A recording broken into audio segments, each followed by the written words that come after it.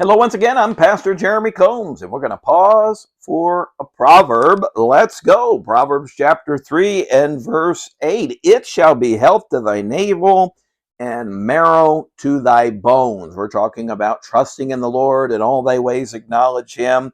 Well, have you ever heard the phrase, an apple a day will keep the doctor away? This is a famous quip. Obviously, not just talking about apples, but about eating right.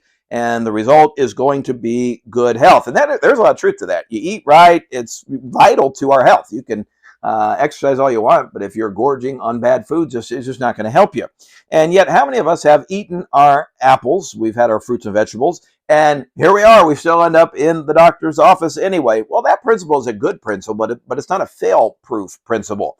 Principles of God's word are not like that. They are fail-proof. If we follow God's wisdom, we trust in God's way and not our own, we receive sustenance and strength. In fact, right here it says it shall be health to thy navel. Now this speaks of, and this is fascinating. If you don't study, you miss these little nuggets. It's in Hebrew means it's the idea of the umbilical cord. And so remember the baby. Why do you have an umbilical cord? It's like the lifeline from the mother to the baby for oxygen, for food. And it's the only way that this baby can be fed. God's word is the vital lifeline for the believer. It's the way we receive life and we are fed.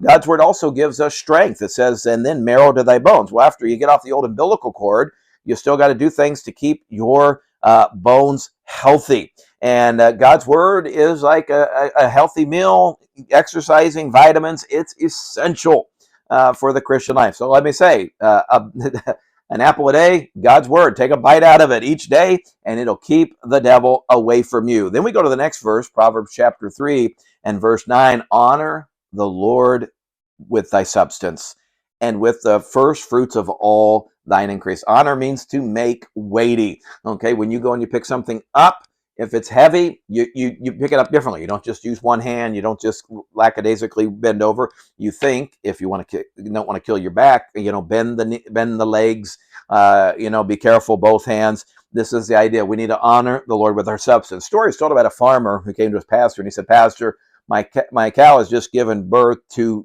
two calves.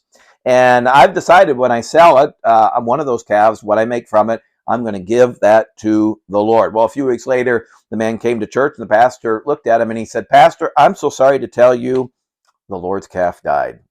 Sometimes isn't that how we treat the Lord when we give? You know what? If you want to know the Lord's direction in your life, you have to give him not only your heart, but you also have to give him your substance. And it's got to be done fully, freely, and it's got to be done first. Remember, Jesus in the New Testament says, where your treasure is, there will your heart be also. We need to be not like that farmer who was just going to give God the scraps, the leftovers. He took his share, and the calf that died, it was God's. God deserves the best. When you write your tithe check, when you write your checks out for the week, is your tithe check the first one that you write? Or do you pay all the bills and then see if I have any money left, I'm going to honor God? When you fill out your schedule for the week of time, do you think, okay, I'm going to get the yard mowed, I'm going to do this, this, this, and this, and then if I have time, I'm going to do something for God? You need to reverse that and honor the Lord. I can remember my dad used to say, you can have things, just don't let things have you. So honor the Lord with your substance and with the first fruits of all thine increase. We'll do one more verse, verse number 10. So shall your barns be filled with plenty, and thy presses will burst out with new wine. Here in verse 10, we see a promise from God, and this is reiterated throughout the Bible. We call it the law of sowing and reaping. You give to God, and he'll give you more in return. Martin Luther said it this way: I have held many things in my hands, and I've lost them all. Wow, that's good.